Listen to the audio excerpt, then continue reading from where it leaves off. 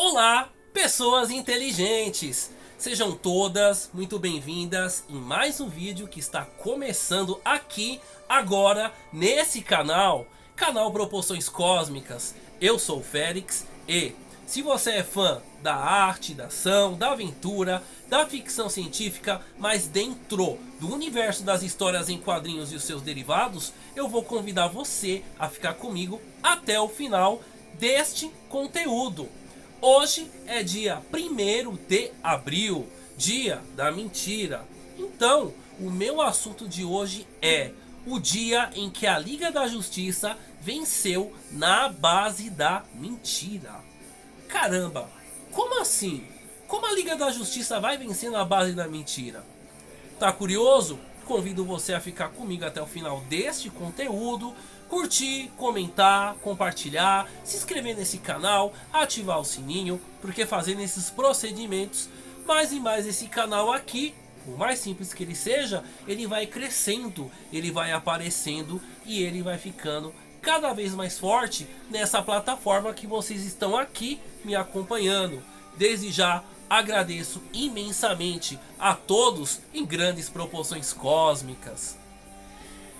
Falar de um assunto desse, falar de quadrinhos, falar da Liga da Justiça mentindo, parece que é uma coisa meio louca. Porque a palavra justiça é totalmente oposta dos conceitos da mentira. Porque a justiça vem de justo, do que é certo. Você imagina a Liga da Justiça vencer na base da mentira? Enfim, vou mostrar essa obra, mostrando um gibi de 30 anos atrás. Esse gibizinho aqui, ó, Liga da Justiça e Batman, A Queda do Morcego, número... Que número é esse daqui? Número 9. Número 9. Olha só que interessante, né? Essa é uma fase em que o Batman, né, ele estava começando a se dar bem com as suas revistas mensais, né? E essa revista aqui, Liga da Justiça e Batman, né? Eu vou falar da história da Liga da Justiça, é claro. Ela é de exatamente 30 anos atrás, abril de 1995. Como que funciona essa história? A história é simples, muito simples. Um poderoso alienígena chamado Shark, ele vem, né? Ele vem ao planeta Terra e ele tem o poder de deixar todos os humanos em casulo. Em casulo, tá? Esse poderoso alienígena chamado Shark, né? Ele consegue derrotar metade dos membros da Liga da Justiça que estão aqui nesta história, tá? Mas aí, essa Liga da Justiça não é aquela formação super inteligente, super, sabe, aquela Liga da Justiça que a gente pensa na hora. Não, é a Liga da Justiça em uma época que até antecedeu a morte do Super-Homem nos quadrinhos, tá? E o alienígena, ele vem aqui, né? Na hora quando ele tá meio que derrotando todo mundo, ele simplesmente ele falou assim: olha, eu posso fazer isso porque eu há muito tempo atrás, quando essa galáxia estava sendo formada, eu comprei esse sistema solar. E ele mostrou até a escritura que ele comprou o sistema solar. Que história maluca e absurda, né? E é uma história que combina muito mais com os parâmetros dos quadrinhos da Era de Prata do que de quadrinhos de 30 anos atrás, que já tinha uma certa seriedade nas histórias, né?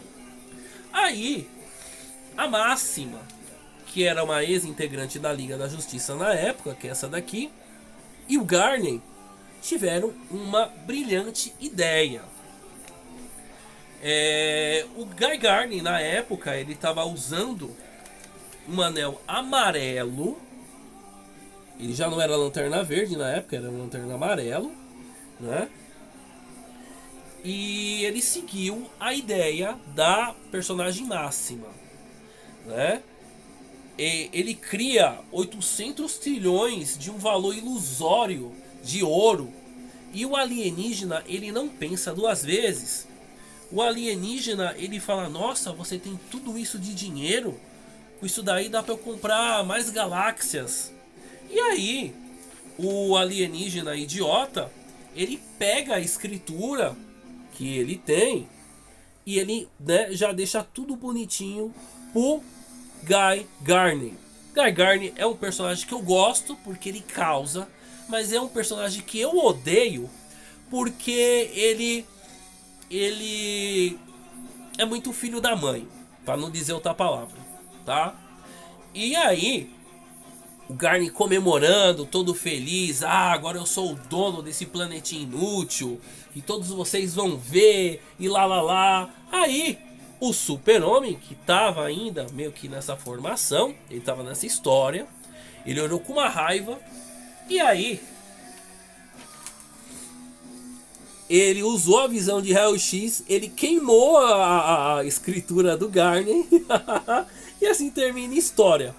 Naquela época, quando eu li, eu dei tanta risada nessa história, porque essa daqui é a chamada Liguinha, carinhosamente chamada de Liguinha. Era uma fase maravilhosa em que a Liga da Justiça ela era muito engraçada para quem lia, tá?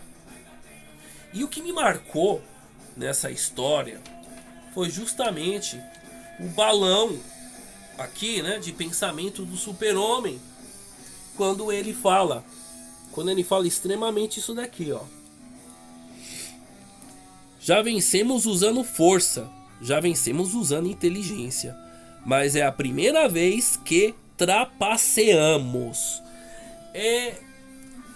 Essa história aqui, cara, realmente me lembra, por mais que ela é bobinha, uma coisa para se divertir, me lembra claramente que a gente não tá vivendo só o dia 1º de abril.